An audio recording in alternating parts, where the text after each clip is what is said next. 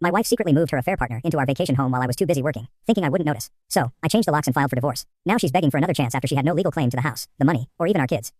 I, 38M, a construction project manager, have been married to my wife, 36F, for 10 years.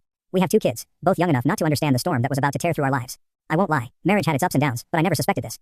It all started when I noticed a recurring charge on our joint credit card, groceries, utilities, and gas purchases linked to a location 2 hours away. At first, I thought it was some mistake. Maybe my wife had used the wrong card during a day trip. But when I checked the dates, they were too frequent. My gut told me to dig deeper. We own a vacation home in that area, a cabin I had personally renovated, pouring sweat and money into over the years. It was meant to be a family retreat, a place for us to escape the stress of daily life. We hadn't been there in months, or so I thought.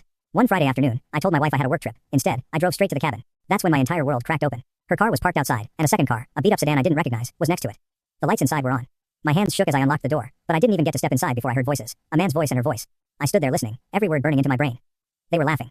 She had moved him in, not some fling or one-night mistake. She had made our vacation home their love nest, and she thought I wouldn't notice. I didn't storm in right away. I wanted to, but I knew that an emotional outburst wouldn't get me what I wanted: revenge, justice, and complete control over the situation. So, I stepped back, took a deep breath, and started recording on my phone. If I was going to divorce her, I needed proof. I walked around the side of the house, peeking through the windows. My wife sat on the couch laughing, wine glass in hand. Across from her was him, a guy in his late 30s, scruffy and wearing my hoodie. That set something off inside me. Not only was this guy sleeping with my wife, but he was also making himself comfortable in my space, wearing my things. I pressed record and walked inside. The second my wife saw me, the color drained from her face. Her affair partner, let's call him AP, looked confused at first and then pissed, like I was the one invading their space. "Hey honey," I said with a deceptively calm voice. "Nice place you got here. What are you doing here?" My wife stammered, placing her wine glass down as if she had just been caught stealing. I ignored her and looked at AP. "Who the hell are you?"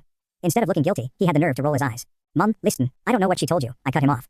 I turned my attention back to my wife. "So this is what you've been doing while I was working my ass off, moving your boyfriend into our vacation home." She opened her mouth and then closed it. She knew there was no talking her way out of this. "Get out," I said. She blinked. "What? You heard me. Get out, both of you." AP chuckled, shaking his head. "Man, you don't own this place. You can't just kick us out." That's when I smiled because, oh yes, I could. "You really think that?" I pulled my phone out and pressed play on the recording, their laughter, their conversation. Her saying how much nicer it was to be here without me. I watched as my wife's face twisted into panic. "Don't do this," she whispered.